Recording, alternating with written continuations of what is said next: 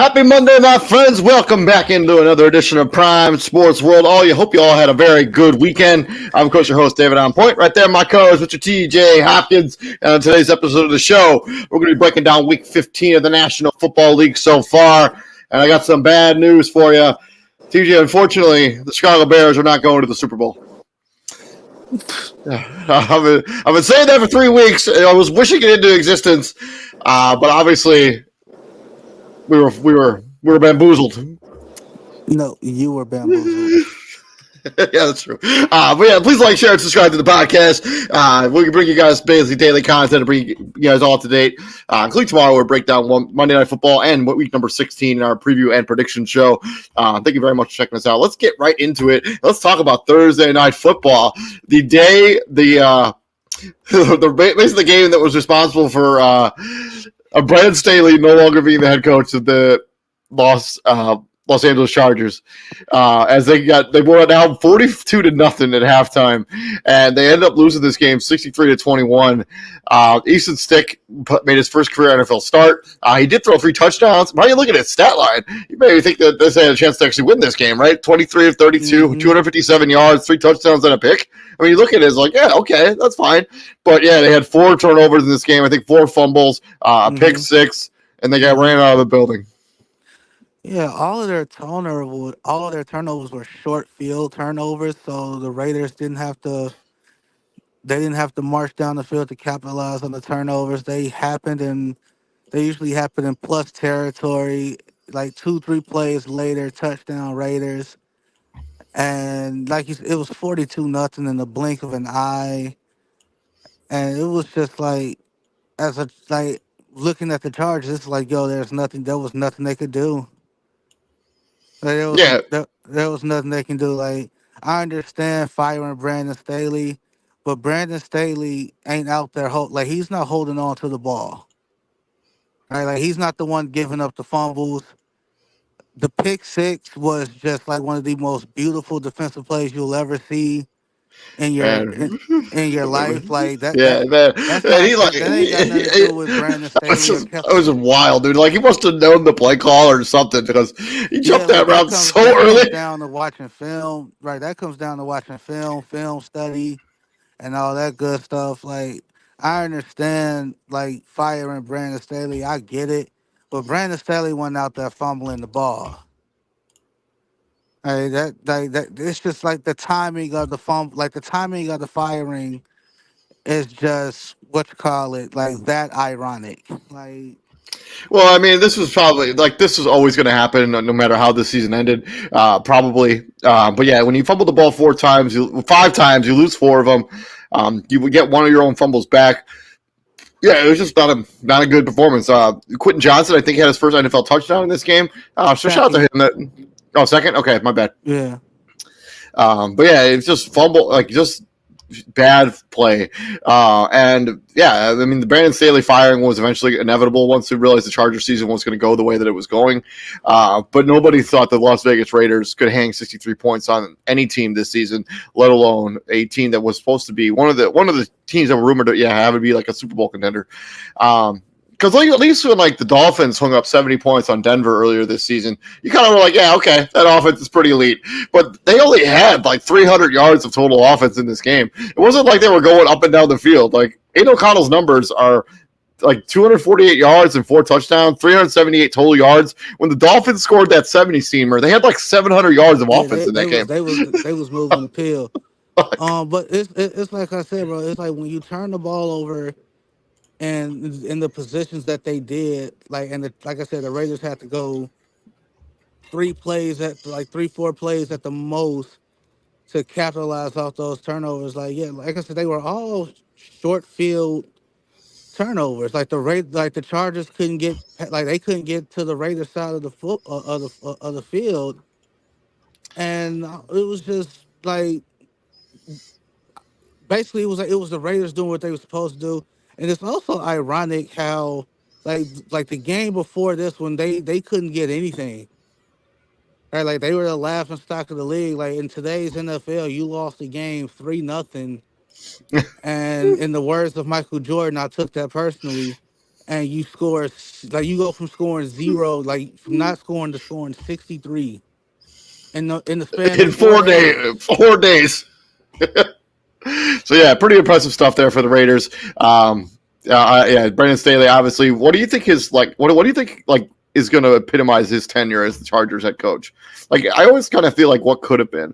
Like, there are a lot of opportunities for the Chargers to kind of like close games out, and like they just never did. Like any of those. Some of them, and definitely some of them were due to him. Like that, like what was that one game last year? That timeout against the Raiders when they were Yeah, gonna like that when one. they were Like gonna tie the and game. you're winning. Like you're winning that game. Like the Raiders need time to beat you. No, I And thought they were going to go. This game was in overtime. If they to oh get 2 teams tied, this is 2 years ago. This is the last game of the season. This is on Sunday Night Football.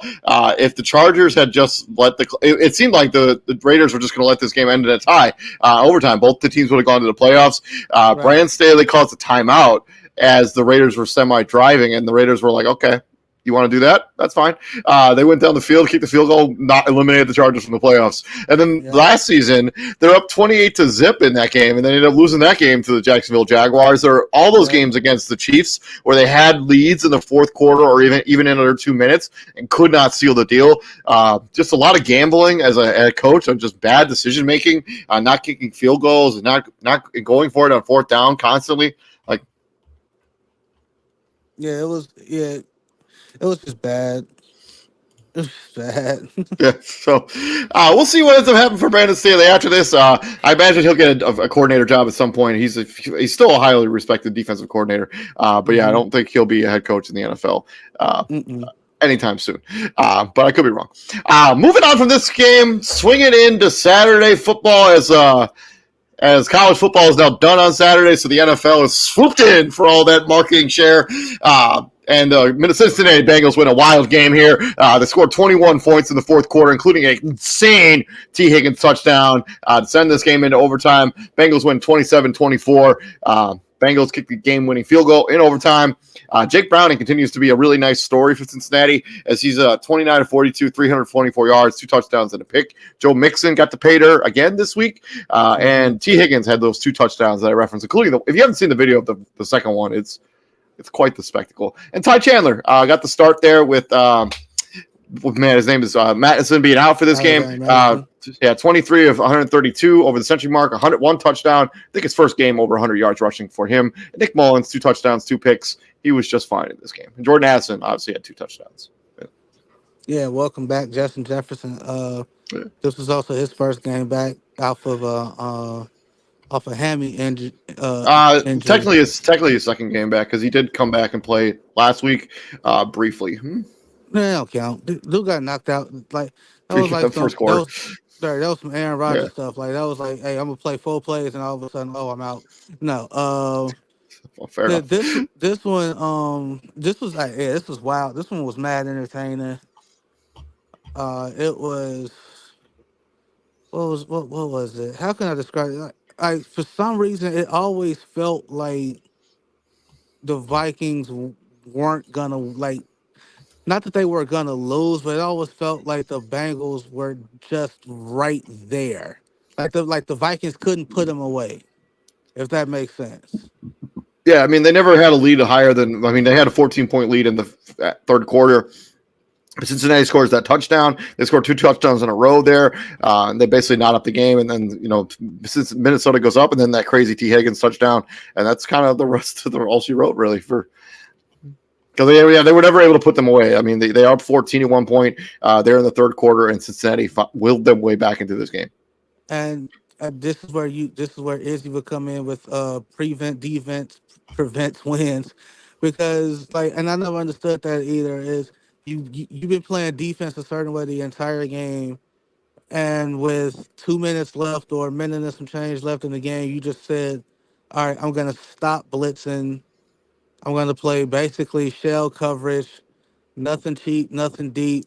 And that allowed the Bengals to when you start getting all that pressure, that allowed the Bengals to just nickel and dime their way down the field, chunk plays, and then next thing you know, T. Higgins is making arguably the play of the year.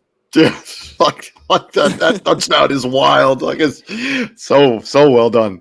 I think also when you do play prevent defense, you're like, oh, you're just gonna have to milk the clock, and hopefully there's not enough time in the game. But NFL offenses can score in bunches now, like that, and so prevent I think is like a concept it's just kind of out. I think it may have out. The game is too advanced for it now, I think. No, that's a solid argument. That's a solid argument. Because offenses can score. Offenses are too fast now. I think offenses are too fast for it now. Don't get granted, don't get me wrong. A lot of offenses, in those situations, a lot still has to go right for them to. I think the mindset is right that you're going to have to, if you want to score a touchdown in prevent defense, you're going to have to do it in 12 plays. So that requires you to be flawless for 12 plays in a row. And most offenses can't do that. Which is why they play prevent defense, because they expect you to make a mistake. Exactly. And a lot of teams do. But when you have an offense like the Cincinnati Bengals, who have those wide receivers, I wouldn't be gambling with some prevent defense. They got the best wide receiver trio maybe in the NFL right now. They arguably. And with a top 7 running back in that equation too. and Joe Mixon. Yeah. Moving on from this game, let's talk about the Colts Steelers as the Steelers continue just this free fall. 4 games in a row that they've lost.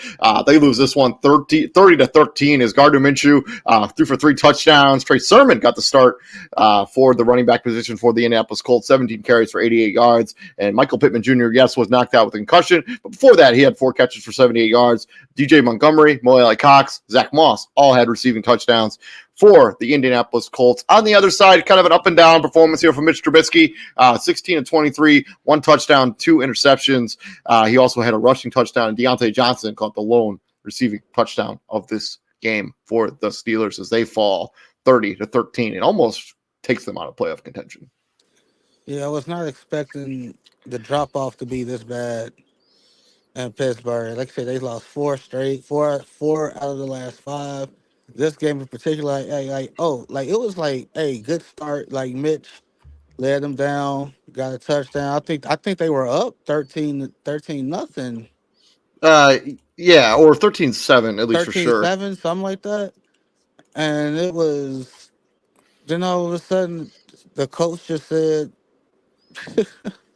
"Nope, all right, enough of that." And yeah, 30-13 later, it's now you got to deal with the storylines of Tomlin having his first losing season. You got guys like Ben Roethlisberger saying the Pittsburgh was up 13 zip, and then the Colts scored the next 30 points in a row unanswered. all right, so like now you got folks saying like the losing season storyline with Tomlin. You got guys like Ben Roethlisberger saying what do you say, like the tradition or the pride, something like that, of the Steelers is gone, and it's like you kind of played a role in that. I'm just saying, You've only been gone for 2 seasons, Ben Roethlisberger. Let's be careful throwing stones. right? Like you get it, like thank you, But I it's mean, not but we've gotten away from what's been traditional Steeler football, right? They ran the ball for 3.1 yards a carry. They ran the ball for 74 yards in this game. Najee Harris was a first-round pick 2 years ago. He gets 12 carries in this game. And I understand he's not running the ball well at all, but it's more of just the commitment to the running game. Like, when Mitchell Trubisky's thrown it, I mean, obviously they were pretty balanced, but, like, you're getting blown up by 17 points. Like, they need to be more dynamic on offense. They have some skilled players on this team. I mean, you have George Pickens, a super athletic wide receiver. You have Deontay Johnson on this team. Allen Robinson's on this team. Pratt Freiermuth, who went from having 10 catches in a game to 4 targets in this one. Like, I just don't understand the offensive play calling. well. Again, a lot of it starts up front, and I've been saying the issue with the Pittsburgh Steelers offensively has been their offensive line. They haven't had a good offensive line. Shit, I can't even remember. I mean, yeah, they used Ben Roethlisberger to mask a lot of those problems 2 years ago. I mean, I can't remember. Maybe when Le'Veon Bell was there, when they had like Alexander Villanueva on their team, and what was this? The Pouncey brother was there at center. Yeah, I mean, what has he been retired for 5 years now? That's how some long like it's been. four maybe. I Yeah. legit I can't remember. Like again, everything with football teams on both sides of the ball starts up front.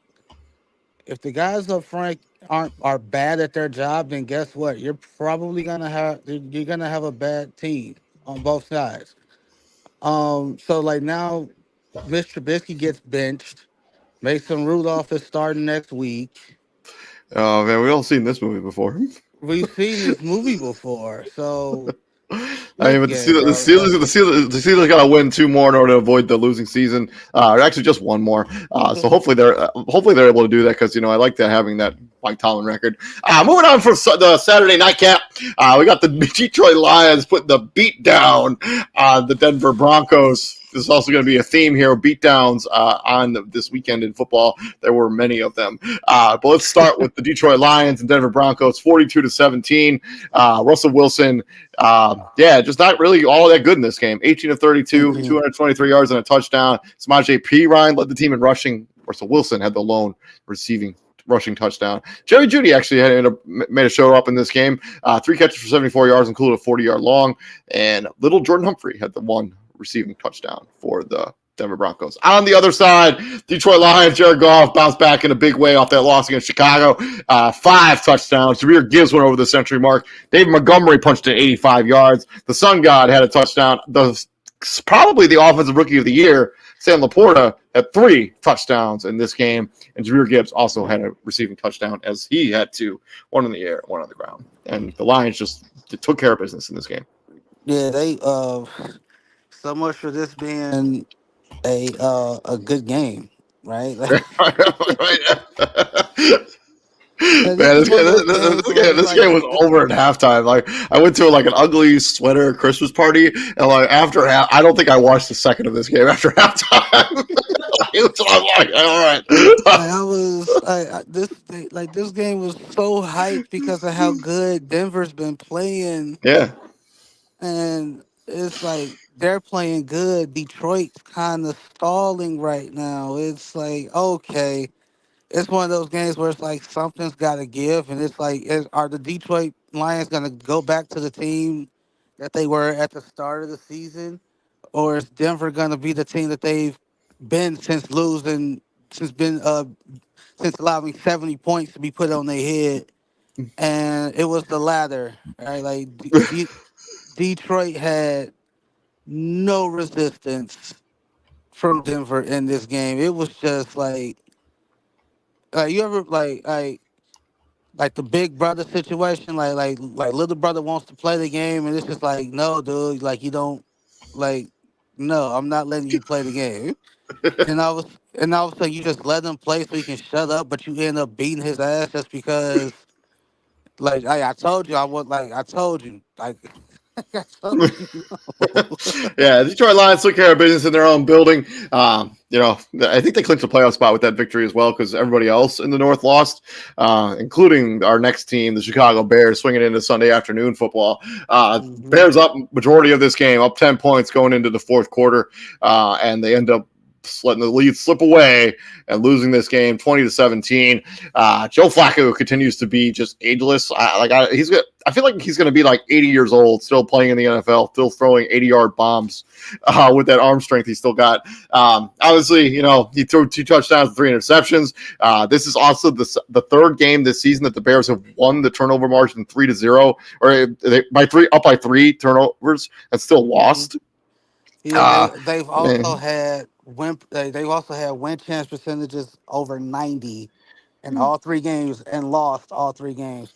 And Um, we had the fail Hail Mary to Darnell Mooney that you got to catch. But get your quarterback out of a tough situation. Make that catch. Also, I don't necessarily love the Hail Mary at the end of the half. that's what I was gonna get to. So, and I tweeted out, I'm like, this game is gonna come back to those 3 points they negated, they neglected to take at the end of the half, and lo and behold, we lost by Well, 3. I do think there was. I think weather played a factor in that decision. Was not good weather there in Cleveland, but you have a kicker for a reason. You're throwing a very low percentage play and throwing a Hail Mary into the end zone.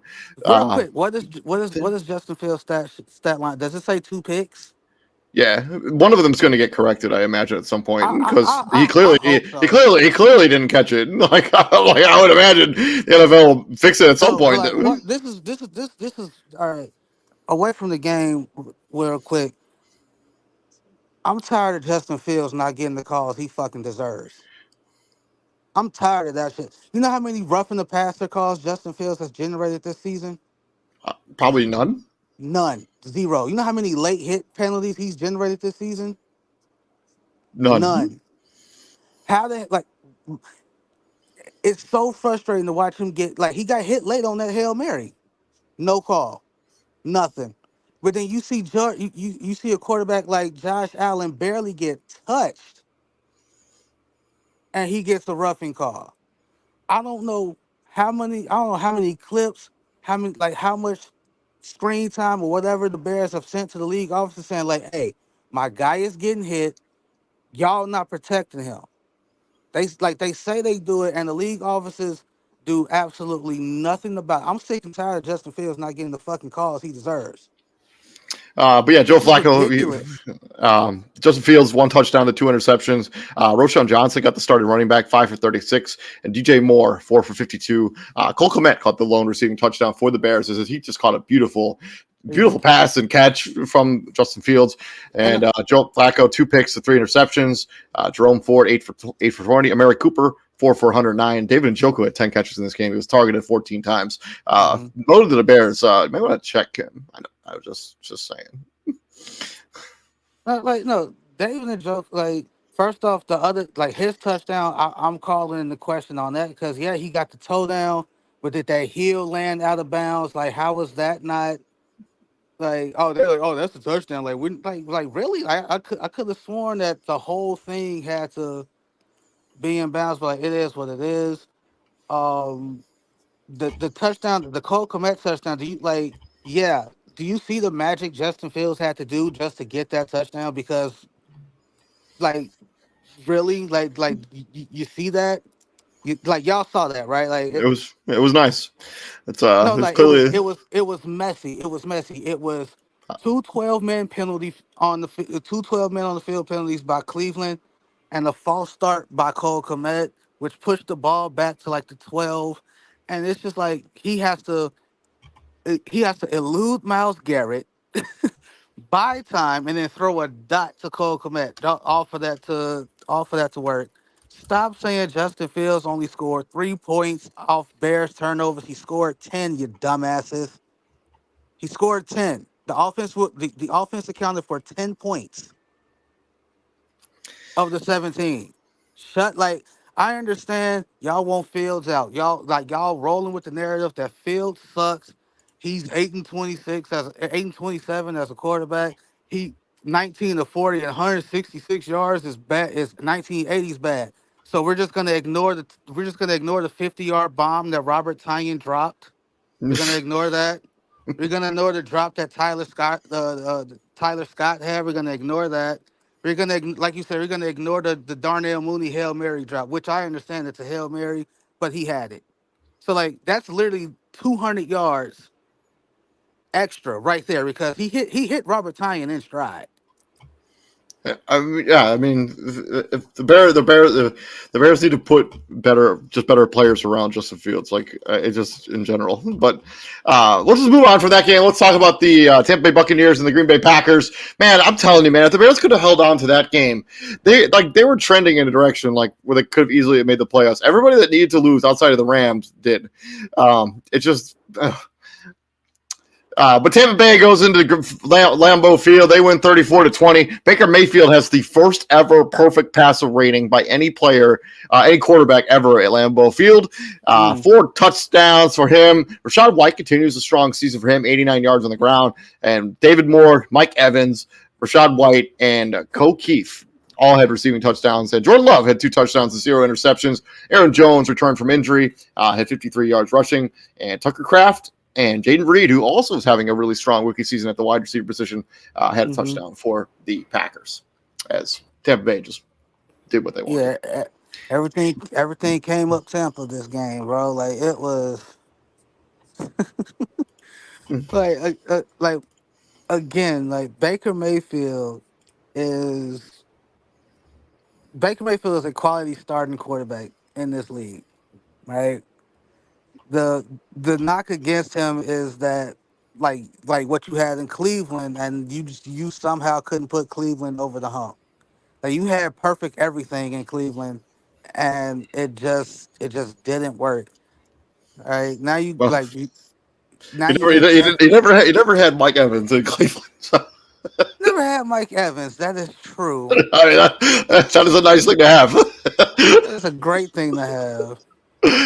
But like Baker Mayfield is, I mean, like he is what he is. Like he, what are they? 7-7, 8-7, something like that. 7-7. 7-7. They're the number one. They're ahead of the NFC South since nobody wants But to like win that that division. like that's what Baker Mayfield is, right? Like if he's a team, like if he's a quarterback on a team in a bad division, like if you hang around long enough, you're gonna have a chance to win that division. Yeah. Like that.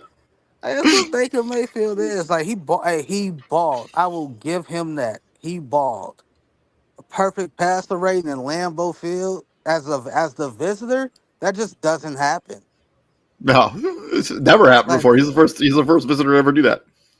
like Lambeau Field for visiting quarterbacks is like the old Boston Garden for NBA players. Like there's old NBA players used to talk about like there were dead spots in the old Boston Garden court where like the ball's bouncing regularly, then you hit that dead spot, and all of a sudden the ball's bounces a little lower than it normally does, and here comes Dennis Johnson with a steal magically and all that other good. Like yeah, that's what Lambeau Field is. like Lambeau Field is the old Boston Garden of the NFL, where it's like normally I hit this spot right here and I hit my stride and I'm gone. All of a sudden, a turf monster just reaches up and now I fall.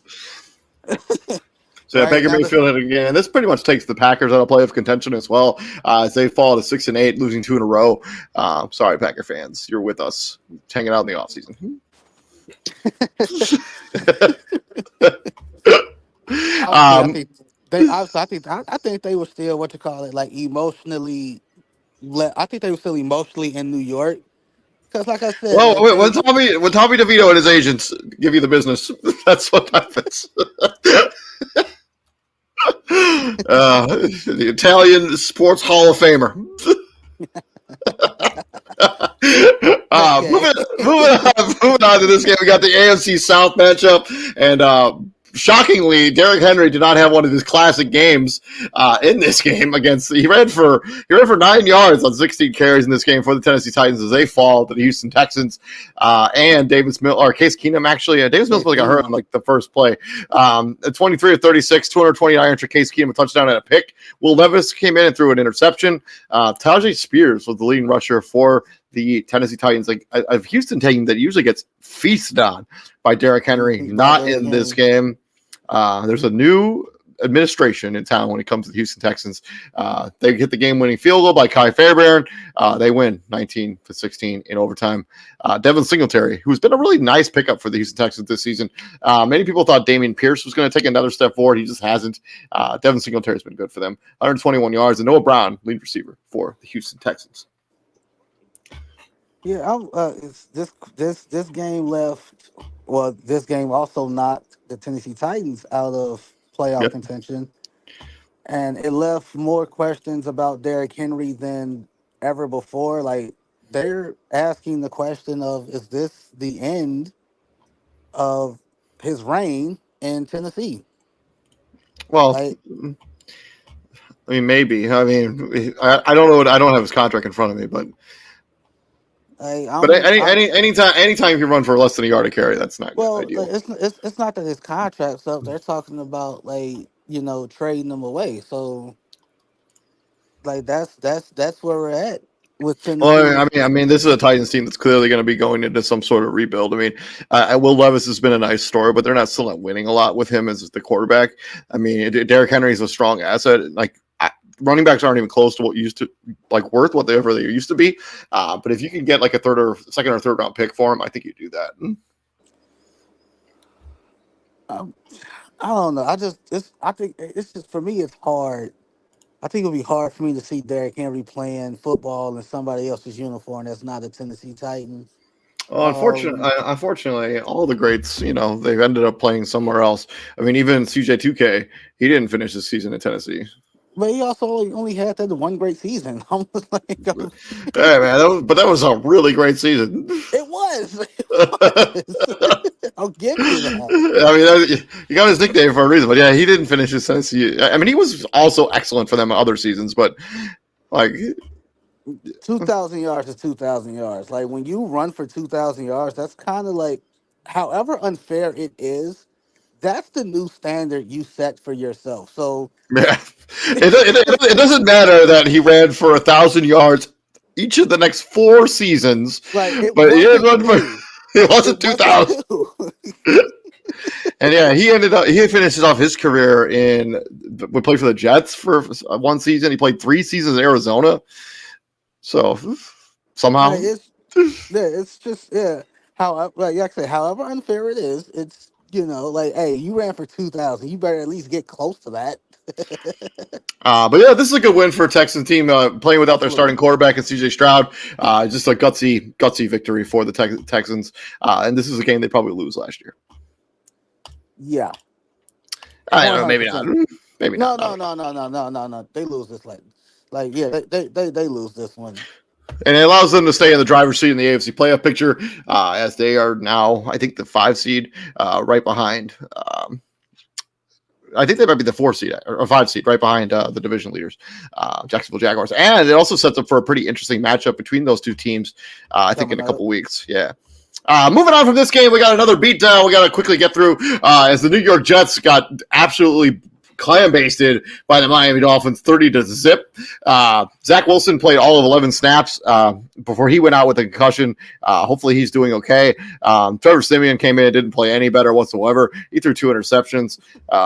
Raheem Mostert continues to be He leads just said the he said he ain't playing no better whatsoever. He threw two of it. Raheem Mostert continues to have more touchdowns than anybody in the NFL this season. He's got 2 more touchdowns on this game. Tua Tagovailoa threw a touchdown, and Jalen Waddle caught a bomb from Tua. Tyreek Hill did not play in this game. Puts very much in Didn't jeopardy have if he's to. going to puts it in jeopardy if he's going to get to 2,000 yards this season. He would have to absolutely go bananas the rest of the year. Yeah, that's just again like you hate to see that because like if you're a fan of the game, you want to see history made, right? You want to see history broken. His like numbers were meant to be broken, right? Obviously, like the bigger what you call it, story, quote unquote storyline for this game is it wasn't even about the game. It's Aaron Rodgers is medically cleared to practice and all that other stuff, and it's just like you're telling us that why? Like why are Well, you like? the Jets have been officially eliminated from the playoffs with That's what this I'm saying. loss. Like Like, you're telling us he's medically cleared to play. Why? Like like uh, like that's I think Aaron Rodgers wants to like give the big fu to science and be like, I got back sooner than many people thought it ever at the quarterback well position he because it's he enjoys giving the fu to science. I was just about to say he clearly hates science to begin Yeah, with. yeah, yeah.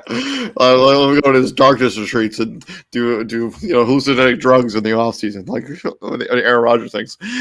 Are you vaccinated? No, I'm immunized. Like, nigga, what? Like, what does that mean? Anyway, Let's just move on. Moving yeah, on yeah, before we get yeah. way off tangent here. Swinging back into the staying in the AFC. This time we got the Kansas City Chiefs getting a little bit of revenge as they beat the New England Patriots 27-17. This game was also not as close as the final score is. As New England punched their final touchdown in the fourth quarter. Patrick Mahomes was a little up and down here in this game though. 2 touchdowns and 2 interceptions. Jerick McKinnon threw a touchdown. Clyde Edwards-Helaire got the start again. 13 carries for 37 yards. Rashid Hmm. Rice has had a really solid rookie season at the wide receiver position for the Chiefs. He got a touchdown. Clyde Edwards-Helaire had a touchdown. Jerick McKinnon threw one and he caught one. And then on the other side, Bailey Zappi threw a terrible, terrible interception. He also threw a touchdown in this game. Kevin Harris got the start at the running back position, 4 for 25 and a touchdown. I don't have a clue who Kevin Harris is. To be totally honest with you. And then Hunter Henry continues not his birthday, so he only got 1 touchdown in this game. Yeah, the Patriots are famous for having players that only they know about, and that we are just finding out who they are on game day. Like, that's a New England Kevin Harris, that was his staple. first 4 carries were in this game. Like that's a New England staple, bro. He went to South Carolina, so he played with Spencer Rattler last season in college. Okay, yeah, New England staple once again. It's like okay, so this is again like the QB bias. Like if they like you, they'll go through lengths to defend it. If they think you suck, they're just gonna be like, no, you just got to be better. So another situation, right? Mahomes hits MVS. Yeah, he hits MVS in the hands. He drops it, leads to another Pat Mahomes interception. Right? It's borderline sad because like these guys are being paid millions or at least several hundreds of thousands of dollars if you're Rasheed Rice to catch a ball, and it's just they're not doing it. And this is a Kansas City team where you look at some of their losses and they're fortunate enough that New England is a team right now that can't they're not the New England of old. And They they can't can't they capitalize on turnovers. Like they can't have bad plays up on the other team because your offense stinks. Right, like that, like it's like if this was New England of old, this is a different ball game, right? Like their saving grace is like, all right, well, we messed up. You know what? Give it enough time, they'll mess up too. And I think their other saving grace is this is an elite defensive unit that Kansas City currently has. Like quietly, right? Like quiet. Like they I'm not have even the sure it's most. that quiet. I'm not sure it's No, even no, that no, no. quiet. Because It's like like, when I say quietly, David, when I say quietly, only thing everybody focuses on is what the oh, drops. yeah. Like no one This is a defensive unit that's kept them in many games when like the offense like has no been up stuff. like they may get brought up, but it's definitely in passing. Like everybody's only focusing on now that they have I think 37 drops as a wide as like that wide receiving unit. Like they got like 37 drops on the season. Like that's the most in the league. But this defense line led by Chris Jones is yeah, like you said, like they like one of the best units in the league. One of the best, and it's like it's a shame that they're not getting talked about more than what they are. Moving on from this game, let's talk about the Tommy DeVito Magic, kind of sort of coming into an end in the Bayou with the New Orleans Saints. They win this game 24-6. Tommy DeVito got sacked 7 times in this game, and the New Orleans Saints players were having a lot of fun at his expense, putting up With the that same. celebration. Yeah, every time, man, they were feasting on it. Derek Carr probably had his best game of the year. With 3 touchdowns in this game, no interceptions. Alvin Kamara had 66 yards rushing. He also led the team in receiving yards. Is Juwan Johnson, Jimmy Graham, who's ageless. Keith Kirkwood also had receiving Speaking of touchdowns. ageless, Yeah, he's had 6 catches and 4 of them have gone for touchdowns. It's like that's a ratio that's just kind of absurd. Tommy DeVito, 20 of 34, 177 yards, no touchdowns, no picks. He did get banged up and left this game with a concussion. Hopefully he's doing okay. And then 4 for 36, and then Darius Slayton, leading receiver for the Giants at 4 for 63, as the Saints just beat down on this terrible offensive line and feasted on Tommy DeVito for a majority of this I game. just want to say that Tommy DeVito has drawn more unnecessary roughness penalties than Justin Fields. Tommy, that's the shot that took him out. He scrambled, he slid, took a shot to the head, got a penalty. Justin Fields for whatever. I don't know like who he pissed off in the league offices for to not get those calls. I don't know who the Bears pissed off to not get those calls. But if Tommy DeVito can get that call and Justin Fields can't, yeah, league officials, y'all got to see me. Some shit got to be explained to me. Like talk to me like I'm 5 years old as to why undrafted Tommy DeVito is getting calls and Justin Fields is not. Ain't nothing to talk about this game. This was New Orleans saving a season, or trying to at least. I This mean, is what they're happened. 7-7 right there. I mean, the Tampa Bay and them are going to play one more time. Winner of that game is probably going to win the division. Yeah. Moving on for another fantastic matchup in the NFC South. We got the Carolina Panthers beating the Atlanta Falcons on a walk-off field goal by whoever their kicker is. His name is totally escaping me right now. But Desmond Ritter showed why he's probably not going to be the starting quarterback of this team next year, and Mhm. Arthur Smith probably showed why he's probably not going to be the head coach of this team next year. As he throws for 1 touchdown, 1 interception. Tyler Algier led the team in rushing as Bijan Robinson put the ball on the ground early and then did not play again. Jonas Smith is leading receiver for this team on a team that has Kyle Pitts and Drake London. Just head scratching, like. And then Bryce Young, he did enough to win this game, but it was not a stellar performance for him, and he started the imagination. Did not throw a touchdown, but he also did not throw a pick in this game. So that's good to see. Chuba Hubbard, 22 of 87. I also don't understand the Carolina Panthers, why you paid Miles Sanders if you're only going to give him 6 carries in this game, and why you paid him if you're going to not run him. He ran for 1,300 yards last year. You can't even get in the field for this Carolina Panthers. A Panther team that's not good, by the way. Adam Right. Thielen continues what's been a pretty solid season for him. Well, 4 for 43. again, like bad teams find a way to stay bad. Their saving grace this game was it didn't come back to bite them in the ass as much as it normally does. And I said it last week when we did the season when we did the game preview. Um, it's sad that it took week 15 against a now 2-12 Panther team for it to be like, hey, Desmond Ridder, this is a make or break game for you, bro. Like if you cannot go out there and beat the then 1-12 Carolina Panthers, and if Bryce Young somehow outplays you, you're out of here. I Like mean, that interception he threw was just like, I don't. What are you thinking? Like you have guaranteed points there. All thing you can't do is turn it over, and and there was not a soul around it besides that defender. and yeah, that's where we are with it. Atlanta's one of those teams like rumored to like if Justin Fields is made available, he's one of the like they're one of the teams that could throw their names. I mean, it wouldn't And make a lot of sense. He's from there originally. yeah, he's from there originally. Like was originally a He's a Georgia. Georgia recruit. Yeah. Yeah. uh, So yeah, like they feel like yeah, this is. I don't get either team. I'm with you on Carolina. I'm gonna pay Miles Sanders money and then I'm not going to play him. If I'm Miles like, Sanders, hey, if I'm Miles Sanders, like I'll take the free check. Thank you. Like like, yeah, just keep backing that bricks truck up to the house. hey, as long as the check clear, as long as the check clear, I am good. Next I mean, game. this is a guy who ran for 1,300 yards last season, like for Yeah. a good Philadelphia Eagles team, and he's got like 400 yards rushing in this season, if that. My Like internet's loading, so I can't check his stats right now. But if it ever does don't load, worry I'm going about to it. tell Don't you. worry about it. Don't worry about it. Moving on from this game, let's just talk about the Washington Commanders going into beautiful SoFi Stadium and falling by 8 points. But really, this game wasn't as close as the final It score. was not. The Rams won this game 28-20. I think Sam Howell may have gotten benched in this game for Jacoby Brissett, but I don't know for sure because I haven't found. I didn't get to watch this game. I only had the Charger Bills Cowboys game. But Sam Howell looks like started this game, came in, threw a touchdown, threw an interception.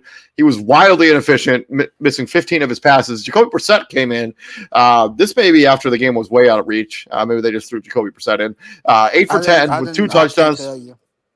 8 for 10 with two touchdowns. Sam Howell's not hurt, so it must have been just a game flow thing. Chris Right. Rodriguez Jr. Led the team in rushing for 10 carries for 35 yards. I couldn't tell you who that is either. Scary Terry McLaurin. He had a pretty good game, even though he's had a pretty meh season for him by Scary Terry standards, at least. Right. 6 for 141 and a touchdown. Curtis Samuel had 2. I think they both came in that like weird Jacoby Brissett garbage time. Matthew Stafford had 2 touchdowns in this game. Kyron Williams continues to have a really strong rookie season. It's not getting enough buzz for Offensive Rookie of the Year. 27 carries for 152 yards and a touchdown. Cooper Kupp had a touchdown, and he was just stupid open on that play, like in the back. So like he just like, does he want to guard Cooper Kupp? The guy won the Triple Crown like 2 years ago. Like, may want to check him. Well, I think the reason Kyron Williams is not getting enough of a push for Offensive Rookie of the Year is because his own teammate is also in that running for Offensive Yeah, Rookie of that's the true. Year, That's true. and and Puka Nakua has a better chance at winning it than he does. Yeah, I guess that's fair. Kyron Williams has been incredible this season. Like he's got 953 yards. He also missed 2 games with injury, and he's still got almost 1,000 yards rushing. So Yeah, yeah. he for sure has over 1,000 all-purpose yards. So Yeah, like you said, the final score does not indicate how much of a blowout this was. Like, I think they got out to like I think it was like 20-0 before. I think it might have been 28-7 at one point. Yeah, like it was like 20-0 before they got their first touchdown. That made it 20-7. Then all of a sudden, yeah, like you said, it was 28-7, and then that was it. Yeah, that was all she wrote. We just Yeah, talked the about Commanders didn't score a touchdown until the third quarter, and by then, right, yeah, it was 27. And then they get the pick 6 for the. Get the touchdown, and then the Commanders throw a pick. Sam Howell threw that pick, and then hmm Jacoby Brissett came in for the last 2 drives, threw 2 touchdowns. Well, One to it's Scary Terry, and the other one like we Curtis said Samuel. about Atlanta, and we already know things in Carolina are changing. What to call it? The Commanders are definitely one of those teams where changes are coming. We just don't know what they are yet because folks still technically have their jobs for now. Yeah, but Riverboat Ron is probably not going to be the head coach of this team next season. Like Black Monday is never a fun. Well, it's fun for us because it gives us stuff to talk about, but it's not fun for those involved because you got to tell your families like, hey, we're not gonna be here next season. Like I'm not gonna. I don't have a job right now. Well, I mean, if you're someone like Cliff Kingsbury, you think they really care? No. Kinda, kinda, kinda, kinda. Cliff Kingsbury's living his best life right now. Let me tell you. Miles Sanders, 400 yards on the dot. 401 yards rushing for Miles Sanders, a guy you Justin paid a Fields bunch. has more rushing yards than him. I'm just throwing that out there. Like he's got 121 carries so far this season. Oh, like, do you pay this man money? He had 259 last season. He ran for 1,300 yards. He had 11 touchdowns. You pay him money and you give him half the production, and it's baffling to me. I don't get it. I'm not going to Yeah, pretend to get it. Moving on to yeah, the San yeah. Francisco 49ers laying the wood to the Arizona Cardinals, and yes, they lost 45-29, but this game was not that close. It Even was it was 21-13 at halftime. yeah, but this game became 45. Brock Purdy may be the MVP of the league, potentially. I can't give him that. I would give it to I would give it to McCaffrey before I give it to Brock Purdy. And those three games is the indicator why. Like 49er fans are like, oh, but he lost three games. Yeah. He lost three games without three important pieces. That's when Yeah, you I mean show they have like basically a Pro Bowl team on their they're fielding a Pro Bowl team every game this season. like But Brock yeah, Purdy like four more touchdowns in this game, 242 yards. Chris McCaffrey accounted for three touchdowns. Debo Samuel accounted for two more. Kyler Murray bruh, one touchdown, two McCaffrey interceptions. McCaffrey was so wide open on one of those touchdowns. He fell and still He scored fell, got up, and still had and still scored. But down that's down, why, down, down to the big toaster.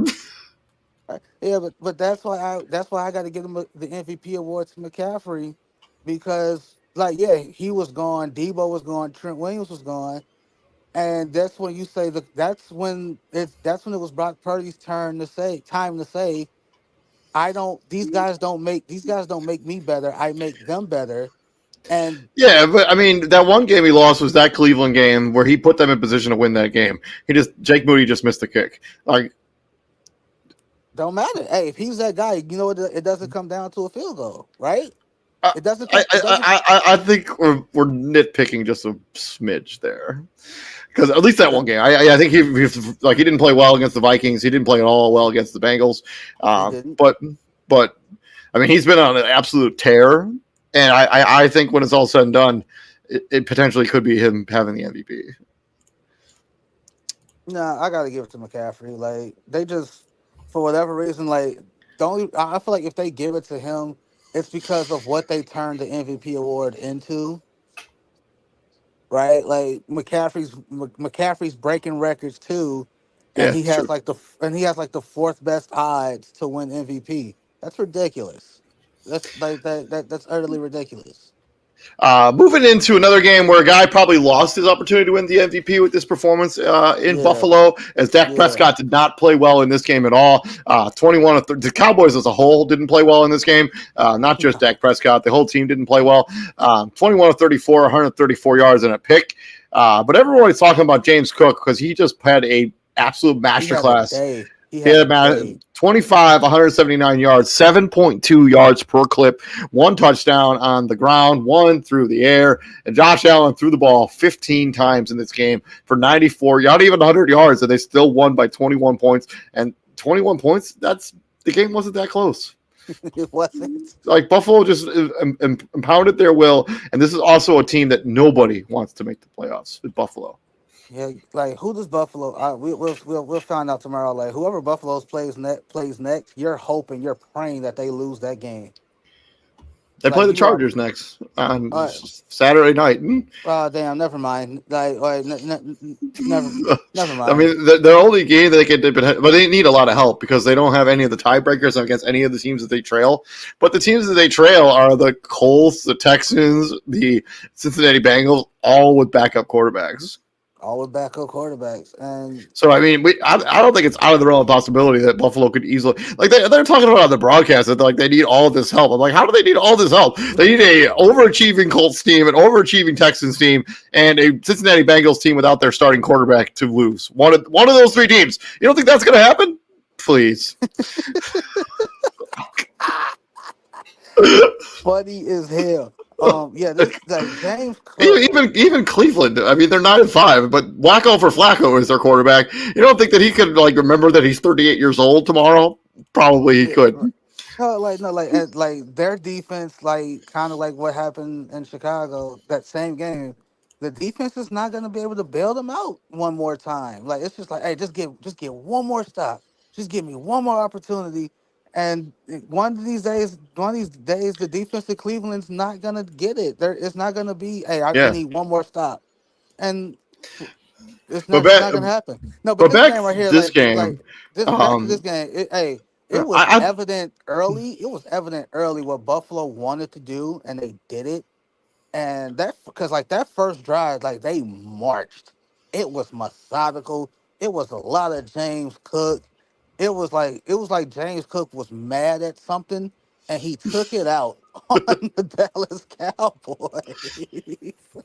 Like, it was like you read out Josh Allen's passing numbers. If you told me at the start of this that Josh Allen was barely gonna pass for 100 yards and they would win the way that they did, like no, like they passed for like he barely passed for 100 yards. he I'm like, didn't oh yeah, pass for 100 yards. oh he didn't pass for 100 yards. And I'm like, oh they lost that game. Like no, they won by 21. I'm like, what? Like, are you kidding me? Like yeah, Dallas is But I they also think punched in the mouth.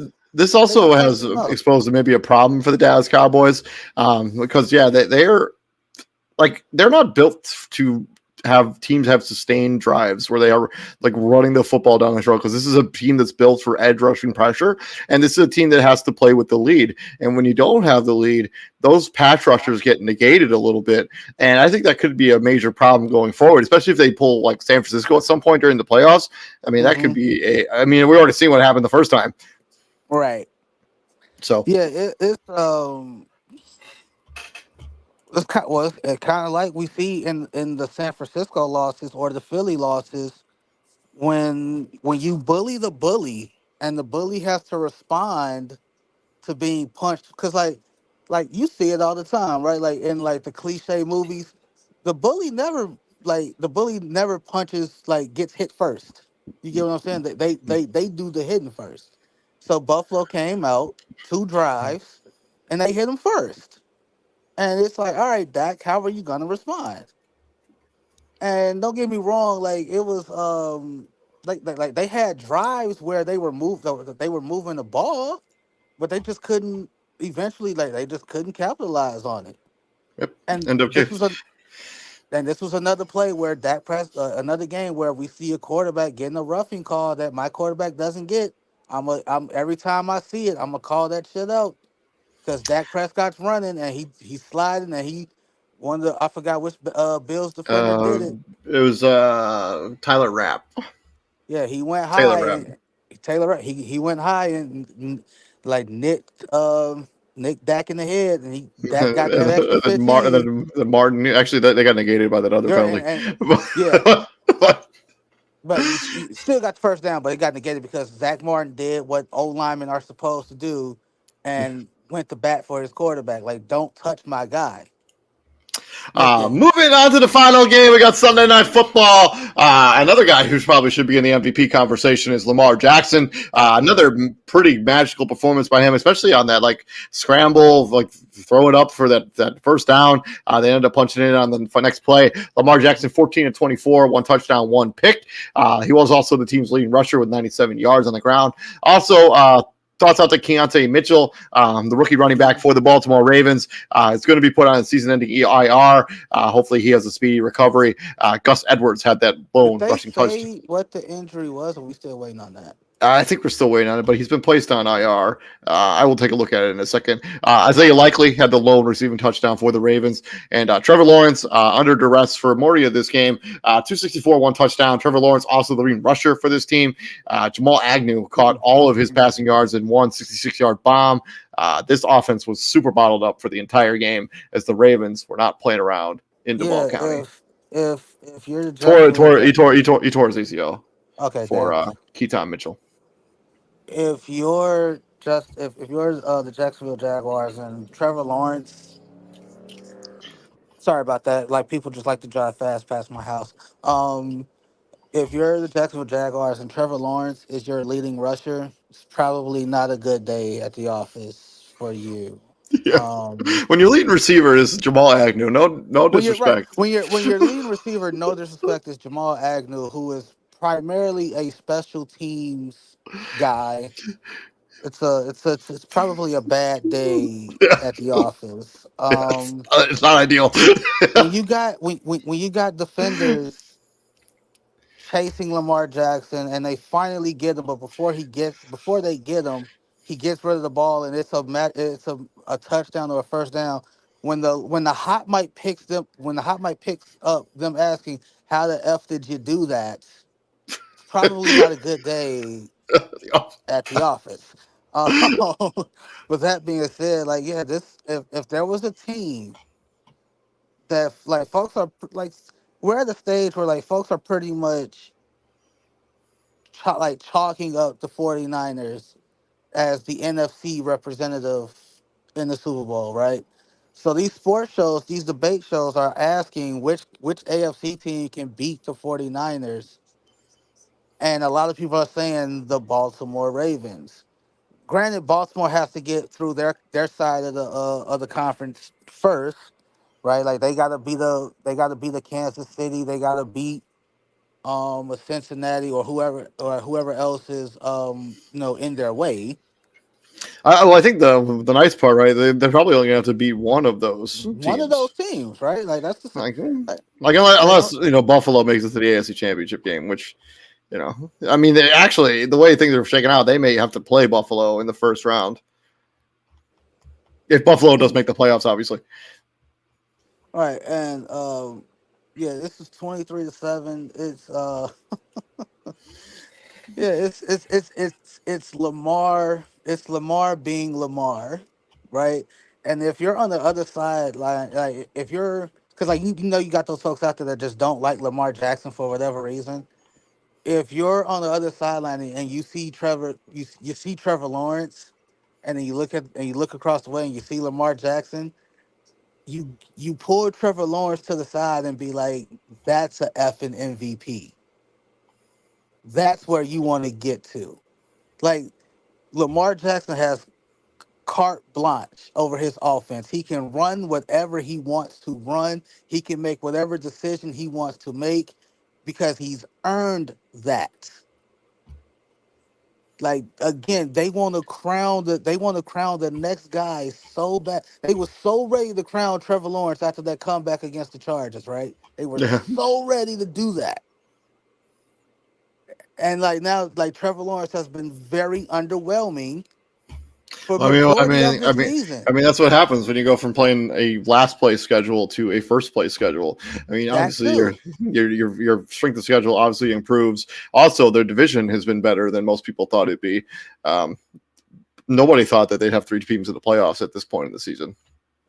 That too. So, But like you pull Trevor Lawrence to the side.